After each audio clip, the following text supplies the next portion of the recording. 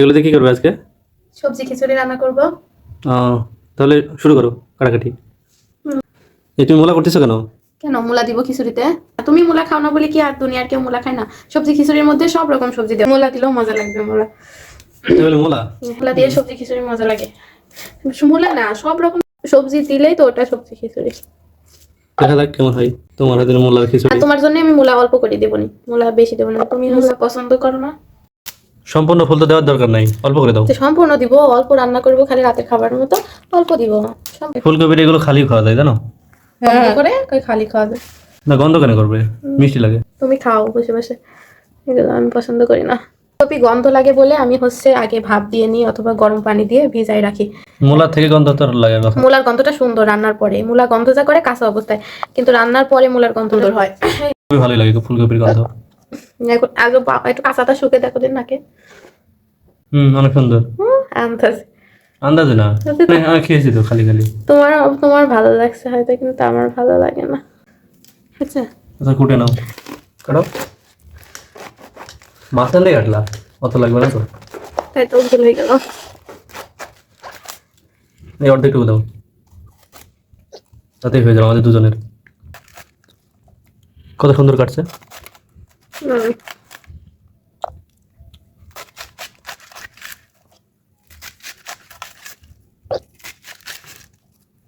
এর মধ্যে ধনে পাতা দিতে হবে।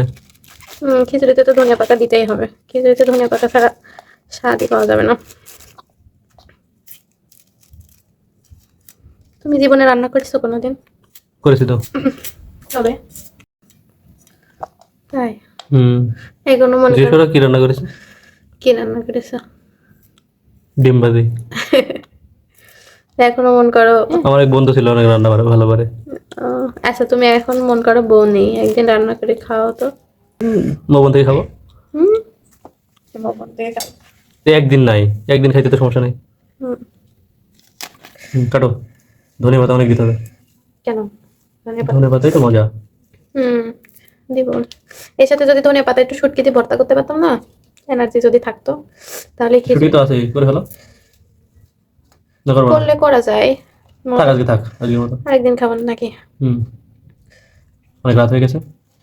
আচ্ছা ঠিক আছে। তো এই তো সবজি কাটাকাটি শেষ করে এবার খিচুড়ি বসাই দিচ্ছি। এখানে সবজিগুলো ধুয়ে নিয়েছি, আর এখানে কালার ডাল, মসুরির ডাল আর চাল ধুয়ে দিয়ে দিয়েছি, আর যা মশলা লাগে সব দিচ্ছি। পেঁয়াজ কুচি, তারপর অল্প একটু আদা কুচি, রসুন কুচি, তারপরে কাঁচামরিচ চিড়ে দিয়েছি, গরম মশলা গুলো দিয়েছি, দারুচিনি, এলাচ, তারপরে হচ্ছে লবঙ্গ, গোলমরিচ, তেজপাতা, যা যা লাগে সবই দিয়েছি। ধনিয়া গুঁড়া, হলুদের গুঁড়া, মরিচের গুঁড়াও একটু দিয়ে দিয়েছি, যেহেতু সবজি খিচুড়ি তাই মরিচের গুঁড়া দিয়েছি অল্প। কিন্তু এমনি নর্মাল ঝুরঝুরা খিচুড়ি রান্না করলে আমি মরিচের গুঁড়া দিইনি, বেশি করে কাঁচামরিচ চিড়ে দিই। কাঁচামরিচের ফ্লেভারই খিচুড়িতে সব থেকে বেশি ভালো লাগে। আর যেহেতু সবজি দিয়েছি তাই একটু শুকনো মরিচের গুঁড়া দিয়ে দিয়েছি, দিয়ে ভালো করে হাতে মাখায়ে বসাই দিছি। আর একটু ঘেটেও দিয়েছি, সবজি খিচুড়ি একটু ঘেটে দেওয়া লাগে, যার কারণে মোচাটা আরো বেশি ঘন হয়, নয়তো অতটা ভালো লাগে না।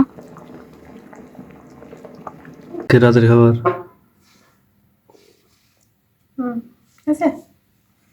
একটু খেয়ে দেখি কেমন হয়েছে।